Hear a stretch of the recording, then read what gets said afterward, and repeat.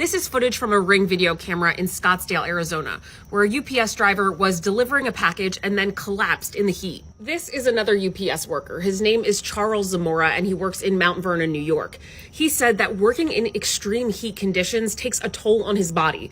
And he told Verify late last week that sometimes he feels like he can't even breathe because it's so hot. Let's talk about work conditions. So we know the history of labor unions run deep in the United States of America.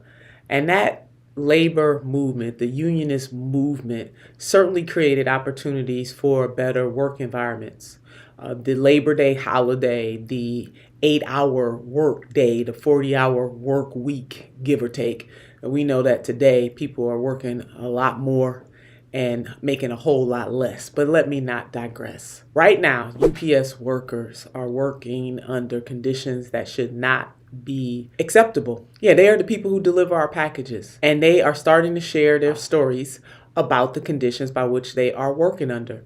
And so one UPS driver in particular, I'm a UPS driver. Our trucks are 120 degrees and I'm walking through yard sprinklers just to survive. Now that should not be the case. And we know that we've had massive heat waves in the United States of America or all over the world. So when you have a job where you work outside, whether you are a UPS driver, an Amazon driver, the United States Postal Service, the sanitation worker, construction workers, just think about the workers who have to work outside and the impact that working outside has on them physically and also psychologically. But to know that UPS drivers have to work in 120 degree temperatures within their own truck, Houston, we have a problem. I want to share with you some of what this driver told to Business Insider. He spoke on the conditions of anonymity to protect his job, but thank God he had the courage to tell some of his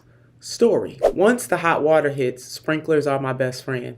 And so the driver goes on to talk about the fact that it is so hot that he likes to dash through sprinklers when he can.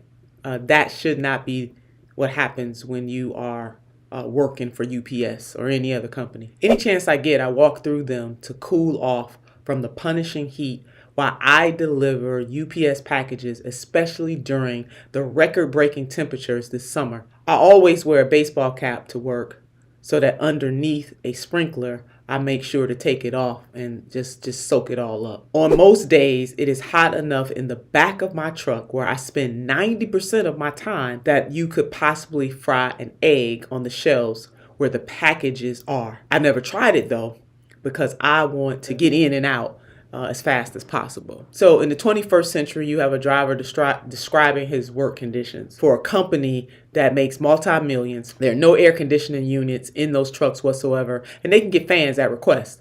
We about to roll a tape because Verify this did verify that what this UPS driver is saying and other drivers have said is absolutely true. Let's go ahead and roll the tape. The claim that UPS truck drivers don't have AC is true. Both UPS and the Teamsters Union, which represents 350,000 UPS workers, confirmed the claim. In this July 20th post on Facebook from the Workers Union, they talked about how UPS doesn't have any air conditioning in its trucks. According to the post, UPS made claims that air conditioning in its package delivery trucks would be ineffective in cooling down the vehicles. A UPS spokesperson told Verify that the company's delivery trucks make frequent stops, which requires the engine to be turned off and on, and that the doors be opened and closed about 130 times a day. So what's their solution? UPS says that it offers fans upon request. Company also said that it recently started offering additional water, ice, and what they call heat-related PPE.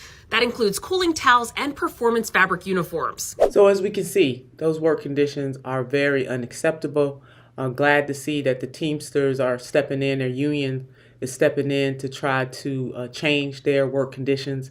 But the excuses that the company, UPS, is making, that air conditioning, they even admit, right, that they don't have air conditioning, and their rationale is because going in and out of the truck and the package, they care more about the packages than they care about the human cargo. These folks are out of their minds. They really are. Where does the responsibility lie? For companies to make sure that the work conditions of workers are safe. As we can see by this report, the conditions by which the UPS drivers themselves have to work under, it is not safe at all. It's not even humane.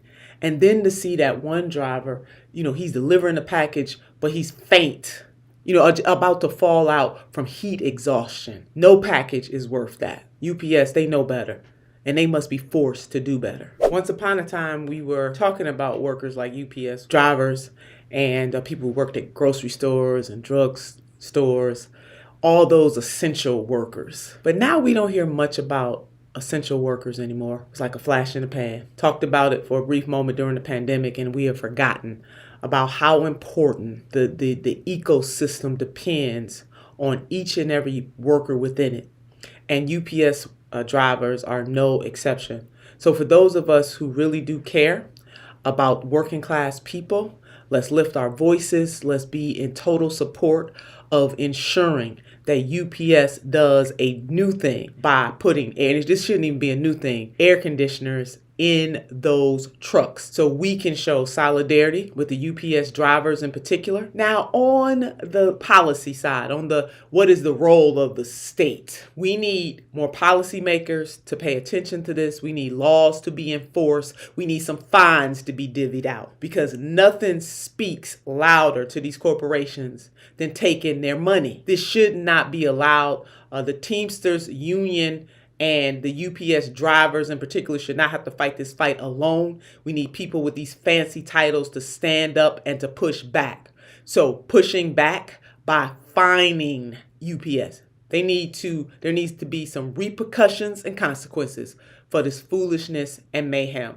To the UPS drivers, thank you for all that you do to deliver the packages to people all across this country. You deserve better than what you are getting. And we are right there with you, rooting for you, pushing for you. I know that is only one part of the equation. We need people with power to use that power to force UPS to do right by its workers, the very workers that ensure that they make all the profits that they make. They need to go ahead and take some of those profits and put air conditioning in those trucks. Nobody should have to suffer from heat exhaustion while doing their job or hope that neighbors have a sprinkler on. That is not the way we should be doing things. Until next time.